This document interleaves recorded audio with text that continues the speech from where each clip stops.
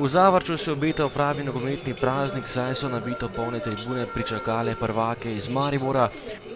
Na prvi tekmi sezone je imel Maribor težko delo, kajti šele v zaključku tekme je zadel Fajić in prinesel zmago vijoličastim.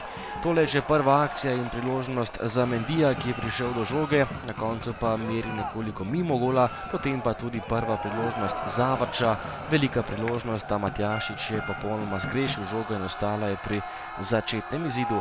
Ali do 16. minute, ko je zadel po strelu Šafariča in odbiti žogi Murko, 1:0 za Zavrč in presenečenje takoj v Zavrču, takole vodstvo za domače nogometaše. Murko pa je žogo pospravil mrežo in premagal Jasmina Handanovića.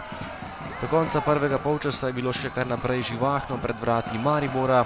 Tole je že obramba Handanovića po strelu Kresingerja, nato je zaključil Kurbus, potem pa še obramba Handanovića in žoga ponovno izbita.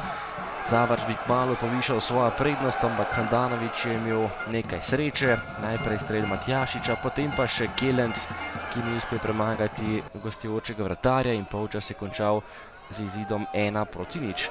V drugem delu najprej priložnost za domače, meril je Šafarič, potem še Kelenc, žoga je zadela Rajčevića in ni končala v mreži. Še enkrat je meril tudi Andrej Dugolin nekoliko previsoko, potem pa tudi Maribor iz prostega strela. Streljal je Cvijanovića, zatresel samo zunanji del mreže. Zavrč pa je bil še naprej nevaren, najprej je prišel do strela Kelenc, Handanović je žogo uspel izbiti v kot, potem pa proti napad belih, Golubar je bil pri strelu, a na pravem mestu znova mariborska obramba, ki je tale strel uspela blokirati.